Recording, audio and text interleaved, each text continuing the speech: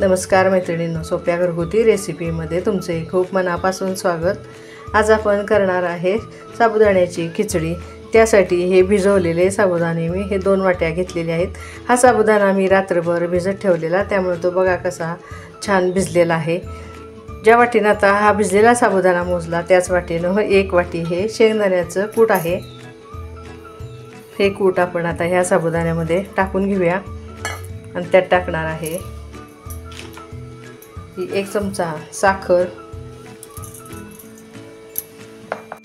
आणि हे चवीपुरतं मीठ। आता हे चांगलं हाताने असं एकसारखं मिसळून घेऊया,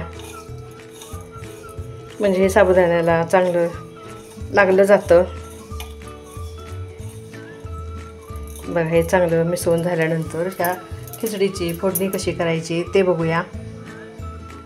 कढई गरम झाली आहे, त्यात आता साधारण हे 2 चमचे तेल टाकून घेऊया। तेल गरम झाले, त्यामध्ये टाकूया हा वाफवलेला 1 बटाटा। हा असा हाताने फोडून टाकायचा आहे। तुम्ही जर बटाटा शिजवून वापरणार असाल तर थोडा वेळ घट्ट होण्यासाठी हा फ्रीजमध्ये ठेवा, म्हणजे ह्या बटाट्याला पाणी सुटत नाही आहे। असा बारीक मोठा तुमच्या आवडीप्रमाणे फोडून तेलात परतून घ्यायचा आहे। असा मिनिटभर परतूया। गॅसची फ्लेम ही आता मी लो ठेवलेली आहे।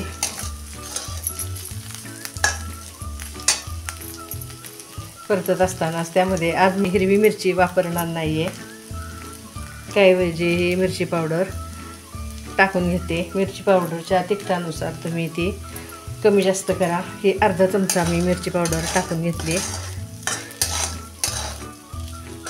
आता एकसारखं परतून झाल्यानंतर ह्यामध्ये हा साबुदाणा ओतून घेऊया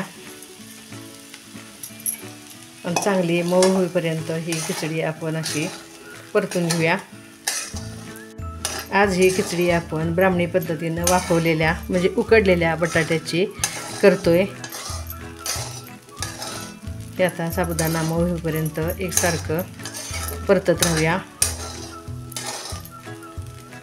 बघा, 2 मिनटं परतल्यानंतर ह्या खिचडीला कसा मऊपणा आलेला आहे। आता अजून ही 2 मिनटं आपण झाकून ठेवूया। 2 मिनटं झालेत, बघूया आता खिचडीला वाफ आली का। ही अजून एकदा खालीवर करून घेऊया आणि ह्यामध्ये थोडीशी मी कोथिंबीर टाकून घेते। तुमच्याकडं जिरे जर चालत असतील तर तुम्ही जिऱ्याचा वापर करा। आमच्याकडं जिरे टाकलेली खिचडी उपवासाला चालत नाही आहे, म्हणून मी ह्यामध्ये जिरे वापरलेले नाहीत। लवंग चालते, पण लवंगेचा वास मला आवडत नाही, म्हणून मी आज दोन्ही पण टाकलेलं नाही आहे। तुम्हाला आवडत असेल तर तुम्ही लवंग किंवा जिऱ्याचा वापर करा। बघा, खिचडीला कशी छान वाफ आलेली आहे। जसजशी आपण परतत जाऊ तशी ही चांगली सुट्टी आणि मऊ व्हायला लागलेली आहे। बघा, साबुदाणा एखादा कठीण असतो, अशा वेळेस काय करायचं तर थोडासा दुधाचा हापका मारायचा आणि या खिचडीला वाफ आणायची, म्हणजे खिचडी आपली छान मऊ होते। साबुदाणा चांगल्या क्वालिटी असल्यामुळे ह्याला दूध टाकायची काही गरज नाही। आपण जसं परतत जाऊ तशी ही खिचडी मऊ सुट्टी छान होते, म्हणून मी अशी ही फक्त परतूनच मऊ करणार आहे। आता अजून 1-2 मिनटं झाकून ठेवते आणि नंतर आपण ही सर्व करायचे।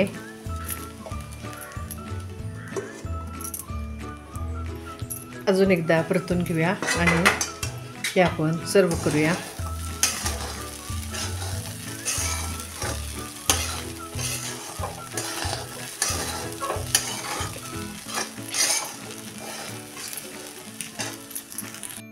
बघा मैत्रिणींनो, वाफवलेल्या बटाट्याची माझी ही खिचडी करण्याची पद्धत तुम्हाला कशी वाटली मला नक्की कमेंट्समध्ये कळवा। रेसिपी आवडल्यास मैत्रिणींमध्ये शेअर करा। माझ्या चॅनेलला अजूनपर्यंत सबस्क्राईब केलं नसेल तर ते जरूर करा। रेसिपीला लाईक करा।